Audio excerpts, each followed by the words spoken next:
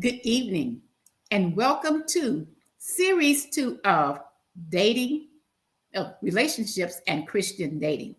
I am Constance Woolard, the host of the Speak Easy podcast, and tonight we have a phenomenal group of panelists, some married couples, spiritual partners. Yes, spiritual partners in Christ. We have some relationship strategists. We have another pastor that's going to be joining us later on tonight, and we're all here to have a candid discussion on date, relationships, and Christian dating. And so my first couple is called the Purpose Couple, and they are Elder Brown and Prophetess Alicia Brown of South Carolina. So good evening. How are you?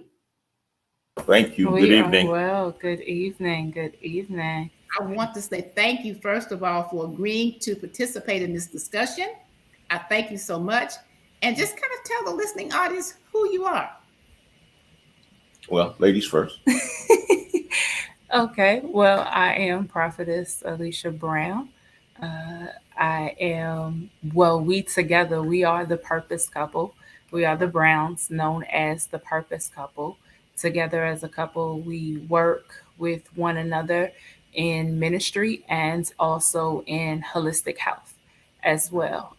We do a lot of things so far as in balancing the mind, body, and spirit, and also in addition to speaking about the purpose of kingdom marriage as well. Yes.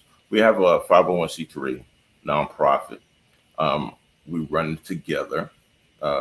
The Carla Rose Foundation is the name of the organization. And we raise money for people that have cancer that are going the alternative holistic route for treatment. A lot of that's not covered by insurance. So we raise money to help with the cost of that, to offset some of the costs.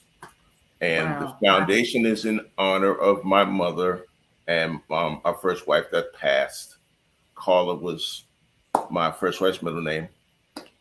Rose was my mother's middle name.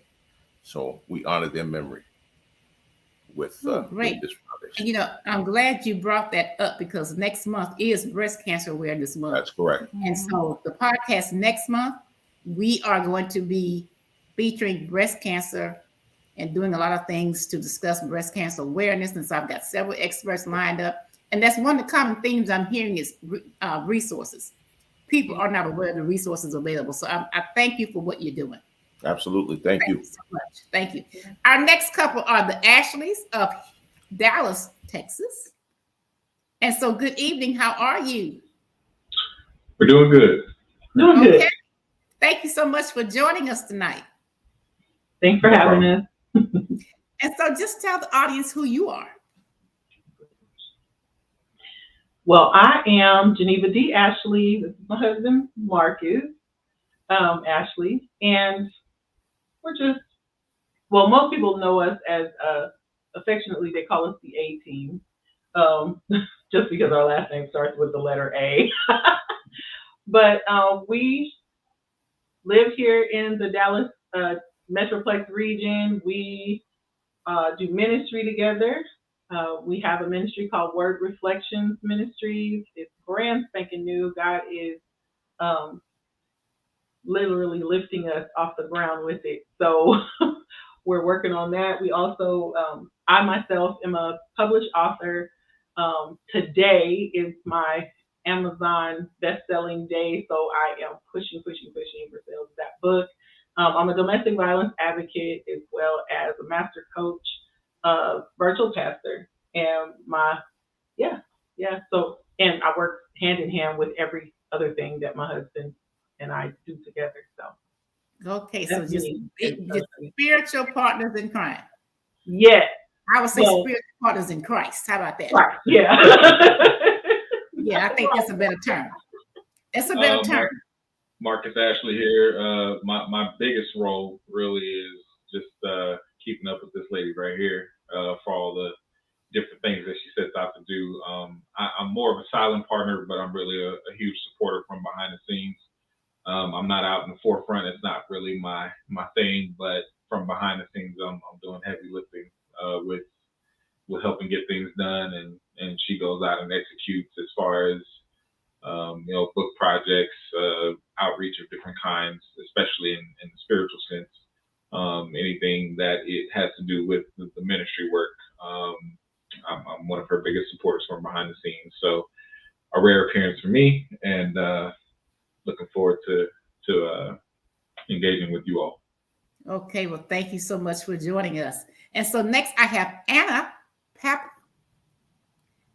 Good evening, Anna. How are you? Good evening, Constance. Thank you so much for having me on today's show and allowing me to share with those beautiful couples that we have here today.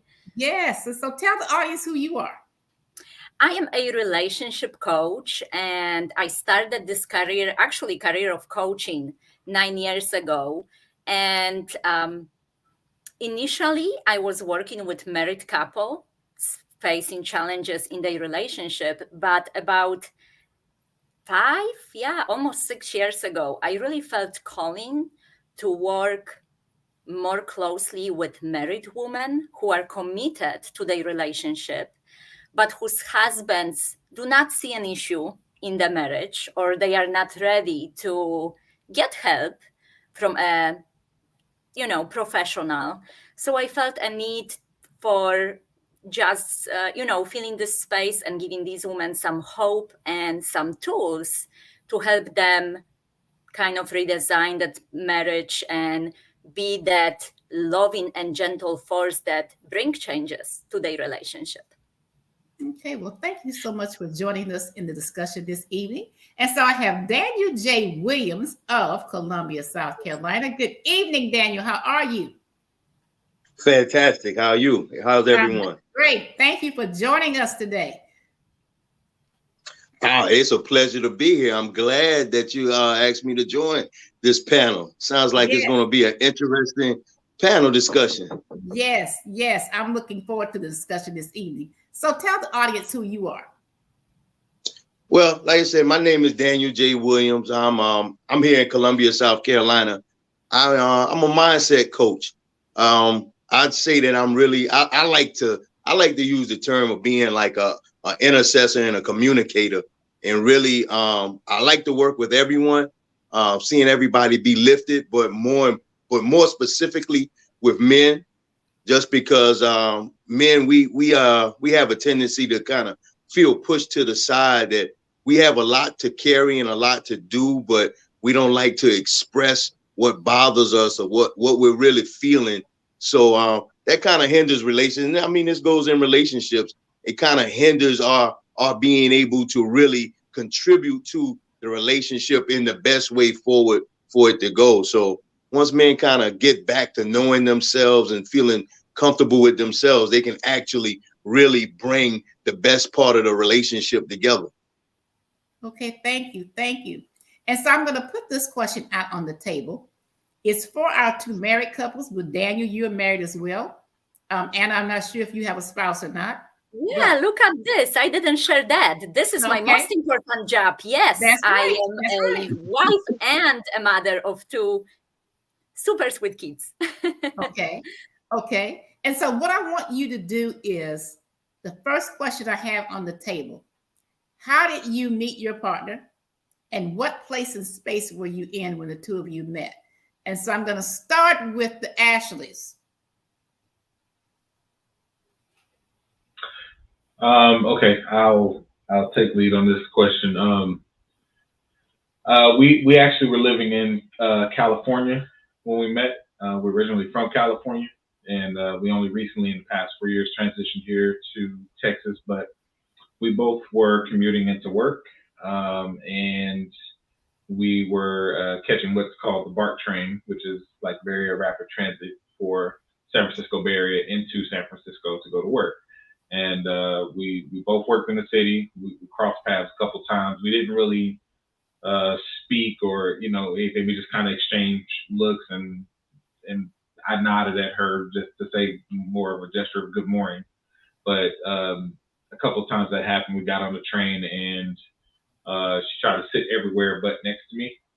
So she was actually reading a book by T.D. Jakes, God's Leading Lady, and rather than taking any typical approach to having a first conversation with her, what I did was, instead, by making that observation about the book she was reading, I went and researched the book to understand where she might be located and why she might be reading that book in particular. And so once I got an understanding of that, I said, okay, well, in my mind, I said, clearly she's got a relationship with the Lord. So that's a good thing. I just needed God to kind of do the rest, because she was going to dodge me every chance she got. So when we got on the train one day, she was standing in the middle of the aisle, and she was turning in circles looking for every seat to sit in except for next to me. And I just kind of looked at the window, and I looked at the seat next to me, and I said, I wish she would sit next to me. I mean, it's not like I bite or anything. So this is what I said to myself. And then she came and sat down, but she hurried up and pulled that book out and opened it back up and almost put her face in it. So that's really how that sequence of events went. And then we exchanged numbers by the end of that ride. We talked about the book, and so I got an even better sense of kind of what was her moral compass and where she was located when we crossed paths. And we haven't really looked back since then. We went on a few dinner dates, and consecutive, and we've been going ever since. So there it is. Wow. From my perspective. Okay, amazing story. I tried to go to every other seat because it was amazing, and that's how you know God was in it, because every seat I would step to, literally, I remember very distinctly, it was like 5 different seats. So every time I would go to sit there, somebody else would sit in the seat. So it ended up making me turn around and look back over at that seat, which was the only vacant seat available, and it was next to him. Oh, wow. Yeah. Oh, wow. Okay. Wow.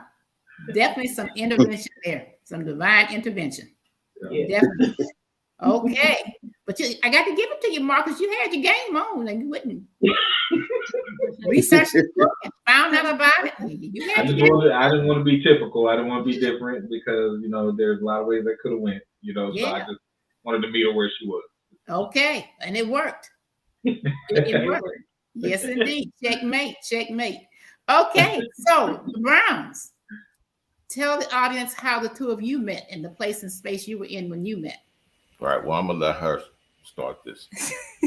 What's with the ladies first stuff tonight? He started first, so okay, we're gonna go the opposite way this time. Okay. Well, how we met, we actually met as business partners, and the way that happened was in 2015. The Lord gave me a vision to start up a nonprofit called Empower Me. And at the time I was a single mom, and I was just like, had no idea how to do anything. And the Lord kind of guided me through, and he was like, well, you don't have a 501c3, so you need to look into getting a fiscal sponsor. And I'm like, what is that? So when I did, in the state of South Carolina, at the time I was living in Sumter, South Carolina. In the state of South Carolina, he was the only fiscal sponsor in the state of South Carolina. And my first instinct was like, it's a male, Lord. I don't want to do that. He got to be already married in order for me to proceed. Like, I don't want to do that. Because at that time, my headspace was, I was done with love. I had already been married twice. I was done with marriage. Didn't want nothing to do with it. I didn't want nothing to do with the male, period. Just me, my children. God was my husband. I was good. So God was like, but you need a fiscal sponsor. And unfortunately, this is the only one. So you have no choice but to reach out. So I did contact him. And I said, okay, Lord, well, if this is you, he's going to answer and I'm going to get this fiscal sponsor. And he did not answer. And I said, okay, Lord, so this is not what I'm supposed to do. As fast as I said that, he called me back. And I was like, oh my goodness. So I answered, and time went on where we were supposed to meet up. He was living in Spartanburg, South Carolina, which is where we reside together now. And he drove down to Sumter and met me at Applebee's, because I was like, we're going to meet in an open space. So we met at Applebee's. He came with the contract. I came with all of my things. And we sat down at the table and we prayed. That first, like, I was like, wait, he want to pray before we eat? Wait a minute. So he know God. But I was just like, whatever. I done been there, done that. So thereafter, we sat down, we ate, I signed the contract, and after signing the contract, we parted ways. I was excited, ready to start fundraisers and things like that so I can get my own 501c3. As time went on, I would say about a month of me being in the contract, the Lord released the funds for me to get it. So now I no longer need his services. However, by that time, we had so many conversations spiritually. He would pour into me, I would pour into him. We had them night talks and things of that nature. So it was like, he cool as a friend. She forget about the game part. Oh, we was at the restaurant. We was at the restaurant. Yeah. And she told me she had children. So I said, well, I think it was a weekend coming. Mm-hmm. So I offered to buy her kids food for the weekend from the restaurant so she wouldn't have to cook. So that was my game, Mom, bro. And you had a better one, but I had to take that opportunity, and that kind of broke the ice. I would say that broke the ice, because that was just something, trying to be considerate, not necessarily knowing if it was going to work or do anything, but it did break a little bit of the ice. It did. And for me, I did call my mom, and I was like, Ma, I said, I think this guy just tried to hit on me. I said, because he just bought me and my children, and I have 3. And I'm like, for the whole weekend, that's Friday, Saturday, and Sunday. I'm like, that's, and I'm like, he just bought us food for the whole weekend where I don't have to cook. And I was like, I think he tried to hit on me. And I was just like, well, it's not about to happen. And I could tell that he was older than me. And I was like, this guy is crazy. And I was like, I don't even know why he did that. So, it took some time. It really did. Yeah, she's modest. She was super prepared at that meeting, very organized, to the point where I was like, well, you really don't need my services. The only thing you were lacking was the actual 501c3. But she had everything business-wise she had on cap. So it was a real nice lunch. It was a real nice meeting, getting to know her and her organization and how organized she was and how prepared she was. That spoke to me. At a time in my life where I had lost my first wife. It had been some years, like 7 years. Mm-hmm. So not really doing any dating, but the conversation we were having on the phone about business, and then spiritually, it made it even more special when we met that day. Wow. And so you two have been together for how long now? It'll be 5 years in December. Oh, wow. Okay, great. And so now, Daniel J. Williams, walk us through when you met your partner and what was going on. Man, it's going to seem funny. I actually met her in church. We were attending the same church, but we probably only said 12 words to each other in like a matter of a year and a half, until there was like a revival one night, and the prophetess she was going through, and she came over to me and she just kept saying faithful over and over and over. And later she told her that her husband was in here. And we were looking around. There wasn't a lot of people in there. So it was like the choices were very slim on who we could have been matched up with. So I was doing like on the Saturdays, I did a fitness program for the members. And she was, she came through and I took them through a real thorough fitness regimen. And she was so sore. And we had a conversation, we DM and then we talked, and she was talking about how sore she was and so on. And we went out to have a lunch. We just kept conversations going. And she was divorced. I was divorced, and our stories were like the opposite of each other. Because at my first marriage, I was terrible. I wasn't even a husband, and she got the other side of it. So I and in our talking in the beginning, told her all of the things that I did and what I was like and whatnot, and how Lord, as I recommitted to the Lord, how like I said that, you know what, I don't even want to bother with a relationship. I don't want to date or anything unless you actually bringing me a wife. But I didn't really believe he would allow me to have that again. And she was like kind of praying along the same thing. We were praying for the same type of stuff. And we've been married for a year now. We met, that was like 3 years ago. We've been married a year now, but it seems like we've been together for so long. Wow. Amazing. And so, Anna, tell us about you and your spouse. I feel a lot of resistance sharing this after listening to these inspirational stories, because the way we met, I would say, is not very typical for Christian people to meet. So bear with me. I guess that just simply means that our Lord does not discriminate against places like bars and clubs, because this is exactly where I met my husband. So it was, oh my goodness, we are married for 17 years. So it was about 20 years ago when I went actually to the bar only because my roommate asked me to be her designated driver.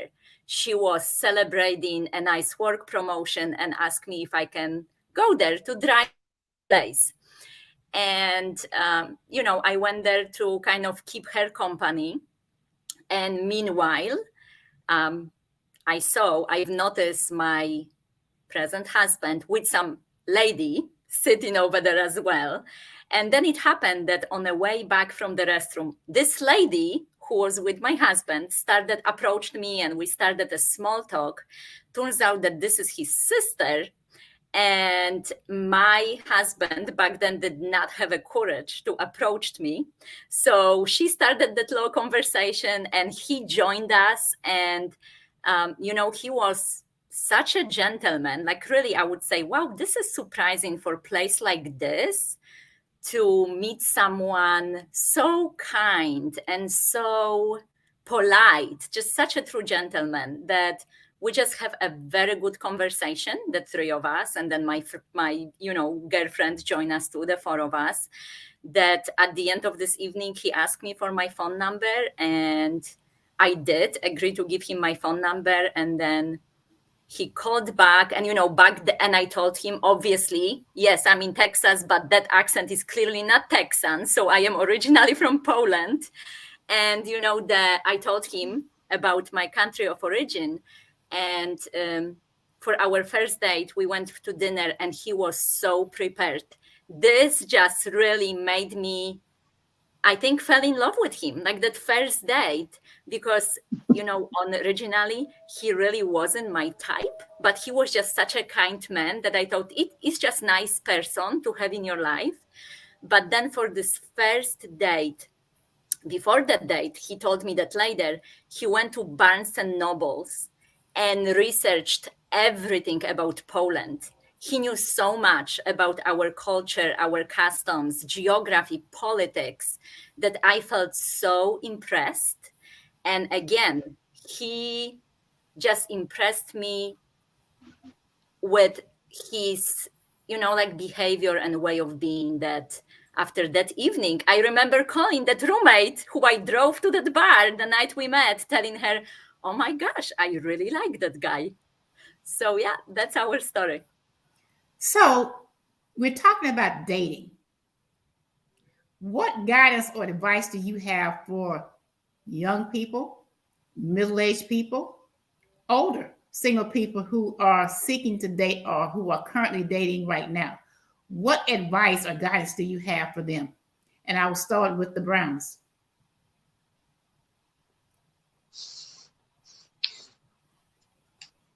Yeah. Oh, I'm sorry.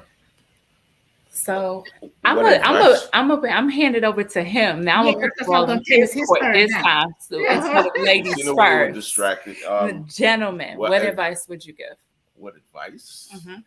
Well, a lot of it is cliche, like be yourself and be open, be transparent. But I guess you have to definitely, you got to find a way to open the line of communication. Listen as well as speak. Don't try to dominate the conversation, and because she's going to want to know just as much as you want to know. So be willing to listen and be willing to be open and honest. Okay. Thank you so much. And the Ashleys, what guidance or advice do you have to offer to people who are dating right now?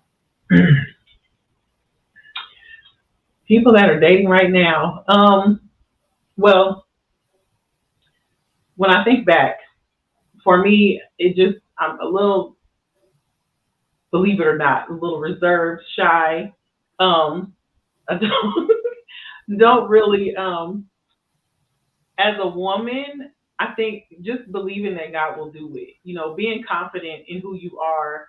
I have this quote that I always say, it's my own quote, which is, confidence is quiet, insecurities are loud. One thing that I've learned when I was, in my single state, just focusing on God and really loving him and just letting him be who he is in my life. And I was so busy and focused on doing what he wanted me to do. I even talked to him about the type of man that I wanted. So I literally specifically had a very specific list down to the height of my husband, complexion, type of job. Yes, he had to have a job. Not just a job, but a career. Yes. It was important to me. And so really dating a lot, I didn't do. I wasn't putting myself out there, even though my family would say, Geneva, you got to be seen if you expect to be found. So I would find myself just, maybe dating myself. That's what I did. I started dating me a lot. And when I was out, then I was seen. And if it was, the right one, then he would have the boldness and the courage to, approach me. And if he didn't, he would find a way. He would find a way to. So I say to anyone that's in waiting right now, it may seem like it's taken a long time, but I would rather wait on the right one than to give the right thing to the wrong one. So my advice would be give God first seat in your life and everything else will fall into place. I know some girlfriends of mine, they kind of go on the dating apps and stuff like that, but and no knock on that, but I feel like that's kind of like trying to help God out. And it might be somebody on the dating app that might be also seeking, but if that's the way that you come together, ultimately God is going to be the one that brings you together anyway. So that was what I would say from a woman's perspective. What would you say, Mr. Ashley? Well, I could only speak for my own journey. I can't really say for everyone else, but looking back on the way that we kind of came together, it was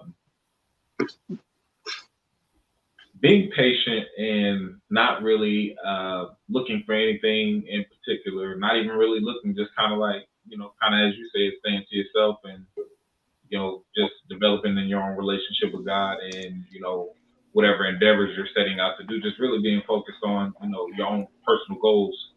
And then just kind of waiting on God to put someone in your path that you find commonality with, because that's super important.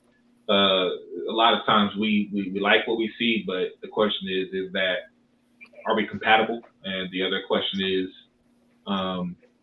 Do we have similar beliefs?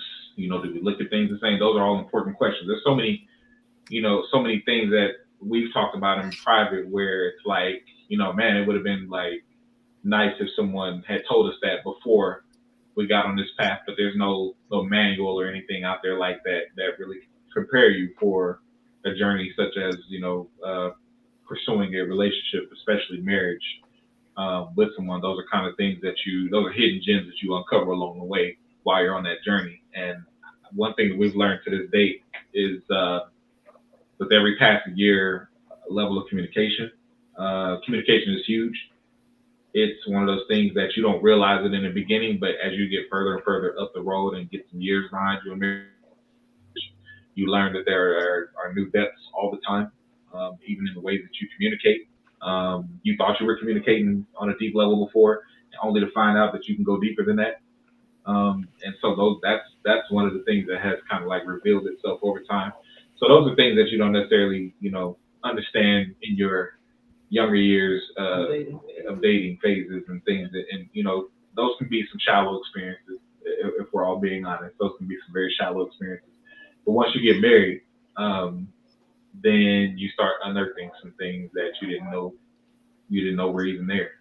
So that's me speaking in hindsight, looking back from when I was younger up to now, just kind of sharing some of the things that have been revealed along the way.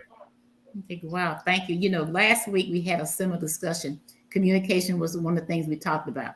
Making sure that both people involved are on the same page, because the female may be feeling one way, the male may feel a totally different way. And then that's when the miscommunication begins and the breakdown in the relationship. So it's important that both parties are on the same page and that communication is taking place. Effective communication, effective listening. And so welcome, relationship strategist CheVaughn. How are you? CheVaughn, can you hear us? Can now. It cut out for a second. Okay. Hi. So kind of tell the listening audience who you are. Okay. My name is CheVaughn, the relationship strategist. And so I empower Christian couples in committed relationships to strengthen their partnership and eliminate unhealthy behaviors through effective communication. Also an author and a speaker. And yeah, that's basically it. Well, thank you for joining in the discussion tonight. We have Pastor Robert Cockfield of San Antonio, Texas. Pastor Cockfield, how are you? Doing great. Okay, kind of tell the audience who you are. My name is Dr. Robert Cockfield, and I'm a community activist, a pastor. Just been doing this stuff for a long time as far as loving God and people, just community work. And I have 4 beautiful children, and just currently am processing a divorce after 41 years. Okay, thank you so much. So I'm sure you have a lot to share. Looking Sure back do. in time, a lot Yes, to share. ma'am. Thank you so much for joining us. And Tracy Carr, how are you? I'm great. How's everyone doing?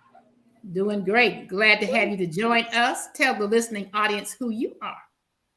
My name is Tracy Carr. I am a entrepreneur. I am a woman of God, a woman of faith, and I believe that when it comes to relationships, I believe that God has called me to help people only because of my story of being divorced and dealing with matters of the heart.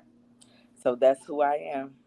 Okay, well, welcome, Tracy, and thank you so much for agreeing to engage in this discussion tonight. And Yes. so we've been talking about some recommendations for dating couples or people who are seeking to date. And we talked about understanding and communication. Respect is also important as well. But I want to ask for my 2 married couples, what is the glue? All my married couples, what is the glue that held you together? And I'll start with the Browns. And Elder Brown, it's your turn this time. Don't look at Alicia. I started the last one. Anyway. Communication is our glue, and Jesus is our glue, because we stay connected that way. We constantly communicate with each other praying together, getting the kids involved in prayer, just staying connected spiritually. That seems to be it. That's our glue. Getting up, praying in the morning, that opens up a lot. And that leads to our communication all day sometimes in the car, with the children.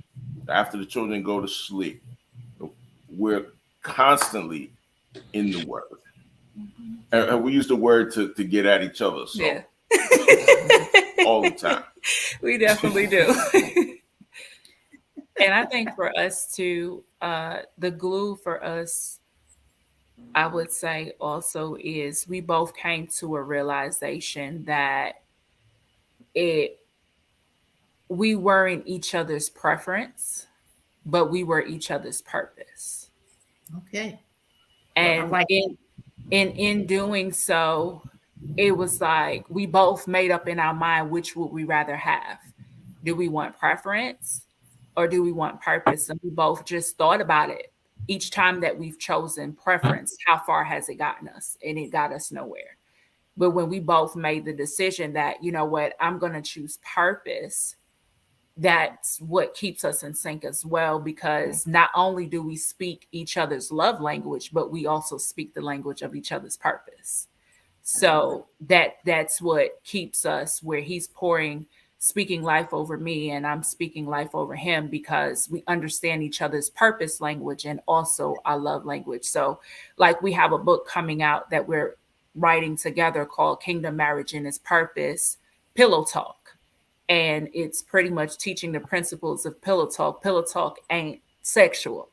It doesn't mean it has to be in the bed with some actual pillows. It's teaching communication, and pillow talk can happen anywhere. Like you said, when we're driving in the car, we're having pillow talk.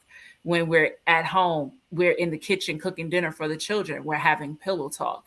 And that's just me speaking what God revelation that I received today through my day, and him speaking his revelation. And we come together and bring our revelations together, which makes like our relationship so much more intimate, and it continues to add fuel to our fire. So although we're about to be out of newlyweds, we still feel like we just got married yesterday. All right, now come on with it. Come on with it. And so David J. Williams, tell me about your glue. Friendship. I'd say it would be friendship, and of course communication. Because in that friendship, we have in that communication, it's a mutual thing. We're both headed in the same direction. When we were first, before we got married, we had our individual thing, but they seemed to line up and be going in the same direction, which really was an indication that it was from God and it was meant to be. But just the fact of having a friendship that we just got along so well, it seemed as if we knew each other for years. And even though it was just a short period of time, that just helps everything else kind of fall into place. Because with the friendship, it's a mutual understanding and respect for each other, and an honor and a truthfulness in there. So I'd say the glue for us is a good friendship. We have a great friendship, and our communication is great because we did all the hard questions at the very beginning. So that way you don't come up with that, well, I didn't know you had that kind of habit later down the line. So the hard questions at the beginning is a great thing too. So transparency. Right. Transparency. Amen. Amen. So we're going to shift gears here a little bit. Pastor Cockfield, you were married for 41 years. You're recently going through a divorce or going through a divorce. Looking back at hindsight, what was the glue that was needed that was not present? Well, I'm still in discussion. We still communicate with each other. We had a discussion just yesterday. We discussed that. Missteps. I like what just was said. Friendship is important. Mistake we made, we rushed into marriage. So we really didn't, there was really no friendship. What we did, we dated just for a snippet, had a child, I go into the military, come back after basic. We get married quick. And second thing, we put family and others before our own family. We allowed a lot of our family members to become first. We felt obligated to always help everybody else, and it stripped mine our own marriage. Next thing, communication is key. And here's my thing: what are you really communicating? We didn't deal with a lot of hard issues, a lot of hidden agendas, a lot of boxes that weren't open, and we were afraid to open them and really have those real discussions about who are we. And next, really, we got married young. I'm 17 going on 18. She's young, and we really didn't know ourselves. I mean, we went to church, we did all of that, but truly where God was with us as a unit or as one, we really didn't understand what that looked like. So now I advise couples. I heard the couples that's on there or individuals married. I advise you, yes, God has to be first. There shouldn't be no hidden agendas. Don't find yourself spreading yourself too thin, trying to be everything to everybody else, and then not allowing God to be first in your family. And that church piece is important. Where you attend church, where you're getting fed, I believe is critical and key. Here's my last thing. Don't be afraid to just be honest. I think, I learned in marriage, and, I'm looking back. People tend to tell you there's certain things your spouse don't need to know. I was told that quite a bit. I came from, I hung around a lot of old school folks, and they, I got bad advice. They said, oh, there's just certain things you don't need to know. Well, now looking back, that was a misnomer. That's wrong. Because it'll catch up with you. So that honesty is key, like right out the gate. I feel like if you're going to be married to somebody and they're going to be your life partner, that life partner speaks volume. That life, you can't speak life into each other if you're lying as a partner.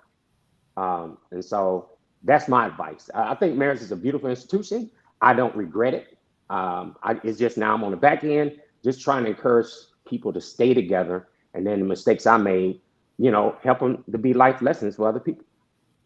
Thank you so much, Pastor Cockfield.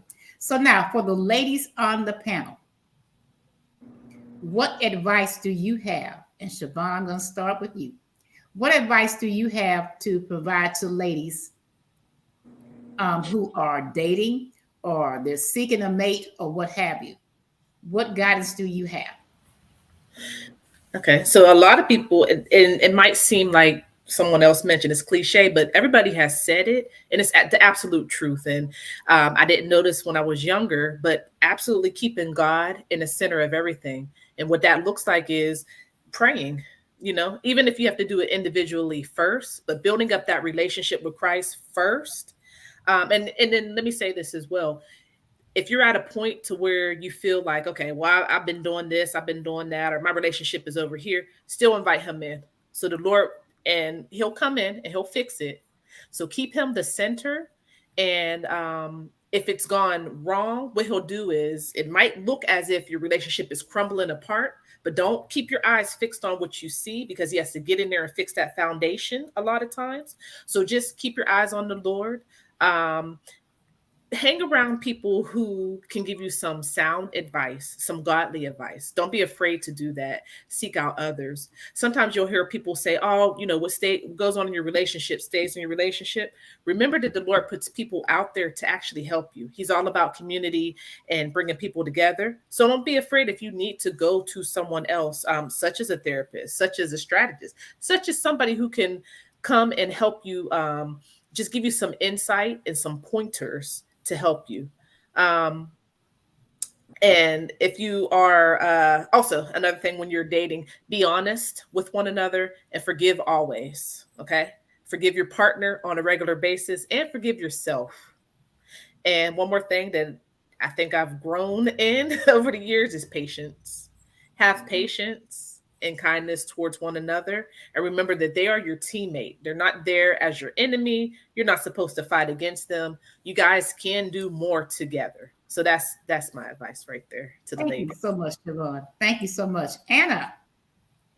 I'm trying to think what to add to this beautiful advice. I think that maybe a few more things that I would add to it is know yourself first. So know your value, because it's very important to understand that the man you're dating comes from different backgrounds and might have, and we all are very different. There are going to be differences in our marriage, and compromise, it's a big thing.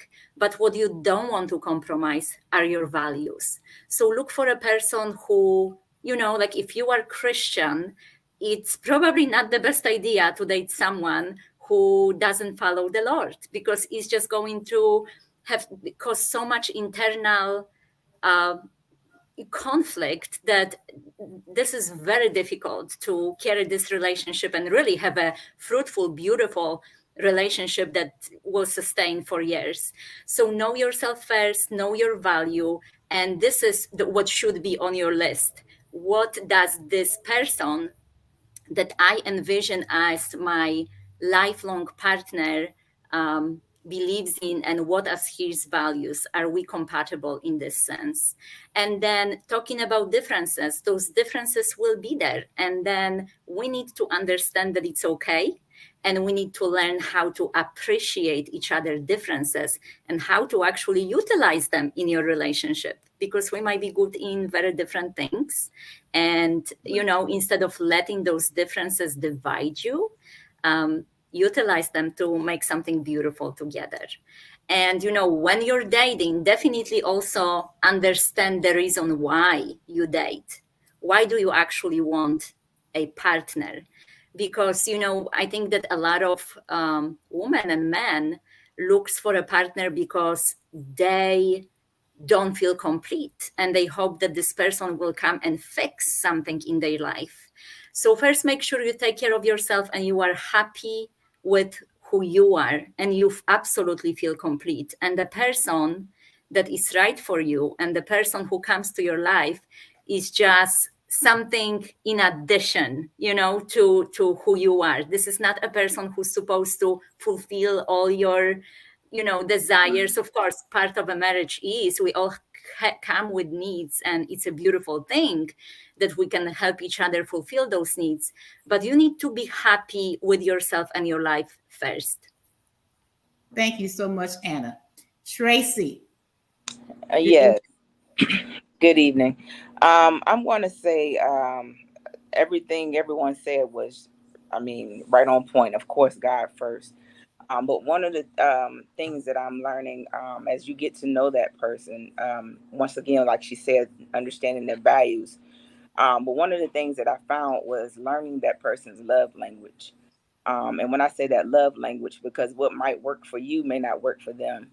And as you come together and as you grow, there's going to be many sacrifices. And when I say sacrifices, sometimes it can't be just about you. It has to be about you and your partner. Especially if you have kids or if you're dating someone who has kids.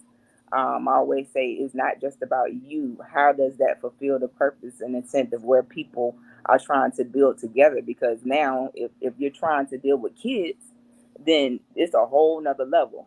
So as you deal with that, and then it's back to not sleeping in separate beds. Now, y'all might disagree with me on this, but sometimes I know that when you sleep in separate rooms or even like you're allowing the enemy to come in and still kill and destroy and slip right on in. The other thing is intimacy. Intimacy is not just about sex. It's learning to the value and knowing your partner and knowing the needs and the desires, the wants, those things that need to be fulfilled, whatever it is that may be in. Good morning, how are you? The prayer. Those different things. What is it that you like? What is it that you dislike? It's just the intimate. Sitting down, having discussions is very intimate. I may want to go on a date. I may want to go do some certain things. How do I fulfill that in getting to know you? What are your likes, dislikes? Even in our conversation, sometimes our voices may get loud. Uh, and I may not know that about your past. So as you grow, as you get older, and as you start to learn the value of one another, what is it that you will allow, will not allow, as you get to learn and grow into developing a relationship, and keep people out your business. As you do that, even though there you have, like she said, wise counsel, you have counselors out there that you can go and talk to, but what may have worked for somebody else may not work for you.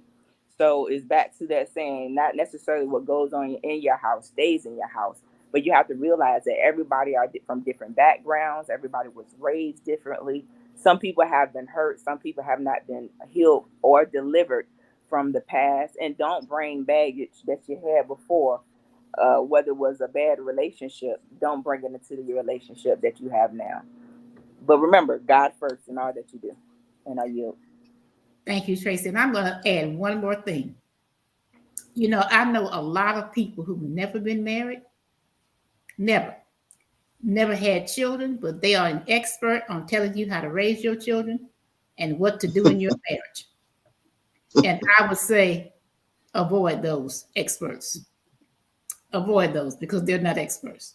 They have no clue. They've never lived it. They've never experienced it. So how can they guide you?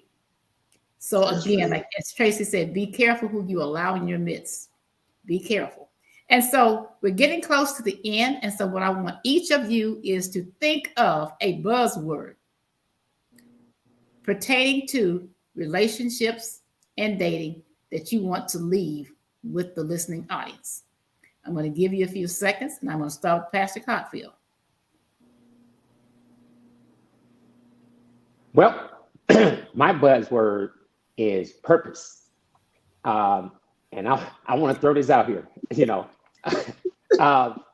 know your purpose. Don't date and get with people and don't know why you're on this planet. Because it causes chaos.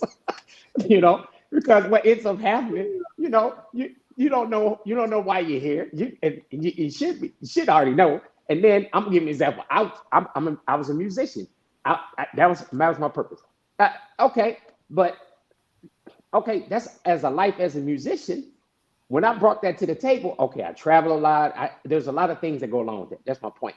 And unfortunately, I didn't understand it was my purpose. So I didn't express that. Well, then I get married, and then this person like, what are you doing? I'm like, I'm a musician. And I love that. That's who I am. That should have been brought to the table right out the gate, because I think it's fair. It gives that individual an opportunity to either accept it or reject it. It's kind of bad after the fact. So my buzzword is purpose. Know yours. Know it before you get into that relationship and share it.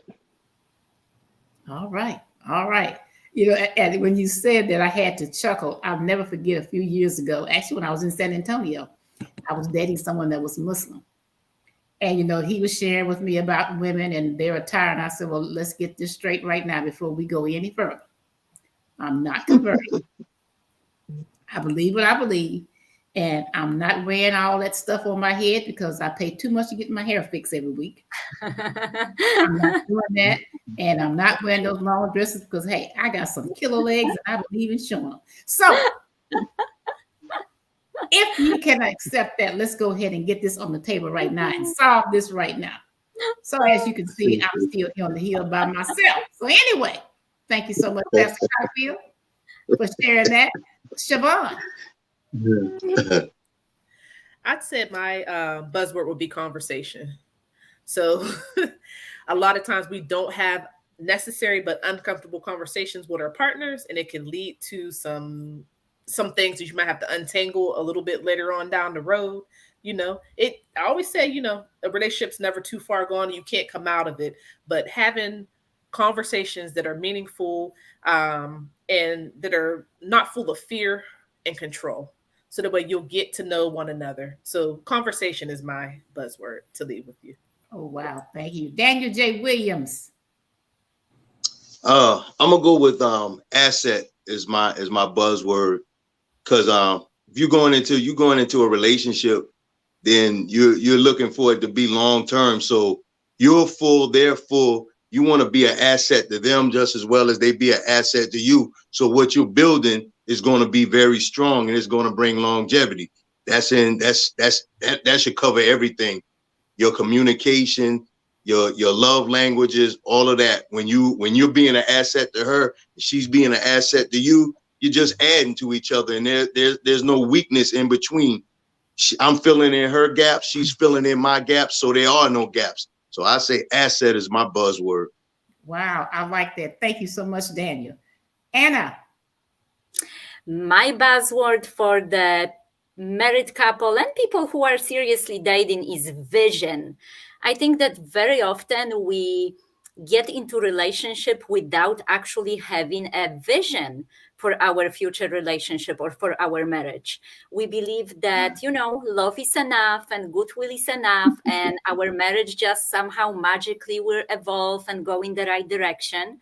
But how do you know that you're going in the right direction if you don't have goals for your marriage, if you don't have value listed for your family?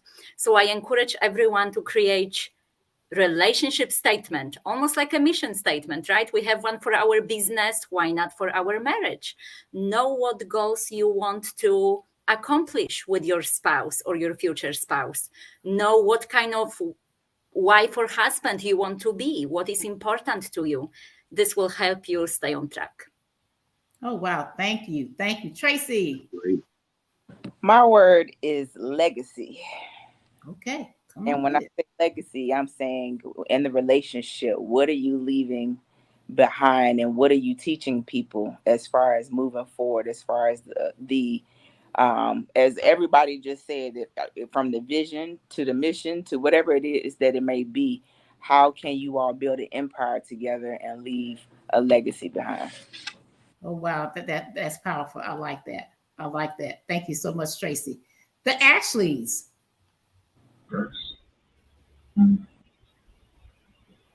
Mine is forgiveness. And I say that because you will consistently need to utilize forgiveness. And I don't mean just like saying I'm sorry but actually executing with a heart of forgiveness, knowing that God is a forgiving God. And when we love each other and seek the Lord on a regular basis, daily, about forgiving one another, whether it be in, we like to call it heated fellowship rather than arguing. So if we have heated fellowship, or if it's something that is, considered a moral failure, whatever it might be, no matter how deep or how offensive it may have been, just knowing how to forgive one another and allowing your love to cover the multitude of fault that you have one to another, and just remember that God honors forgiveness. So that would be my buzzword. Okay, I like that term about the heated. My parents called it the situation room. So when they said they had to go into this, not the situation, but the situation room, when they said that, I knew that was my cue to exit right.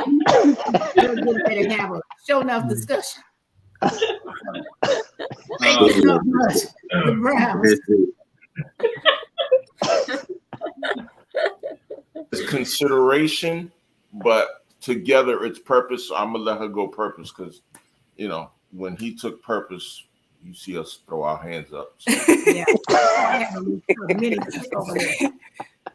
So I'll speak on the purpose, and then I'll pass it over to him to speak on the consideration as our buzzwords put together. So on the purpose, on the flip side, is understanding the purpose of the relationship, because every relationship is different. Even with going through life, any relationship that you're in, you must understand the purpose, whether it's long-term, whether it's short-term, whether it's you pouring into the person and you have something the person needs or the person has something you need. When one understands the purpose of the relationship, they can treat the relationship as such and not come into the relationship with all these high hopes. Because I've seen, and through a few of I do coaching as well. And some that I have coached, I've seen in many times where they had high hopes. Oh, I think that's my husband. That's my husband. Okay, let's understand the purpose of the relationship. Yes, God may have very well put a male in your life, but what was the purpose? Why did he put that male in your life? And so that's why I say the buzzword is purpose. And then he says consideration. So I yield it to him. I did say To Mr. Brown. consideration because that I find that to be very important, to be considerate of the person that you're with. That's in any relationship.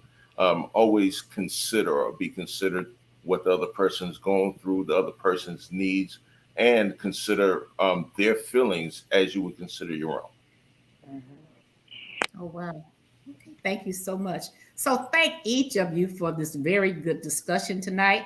I just want to give a shout out that the state of South Carolina is in the house, as well as the state of Texas is in the house. So I want to thank each of you for agreeing to engage in this discussion with me and the listening audience here at the Speak Easy podcast.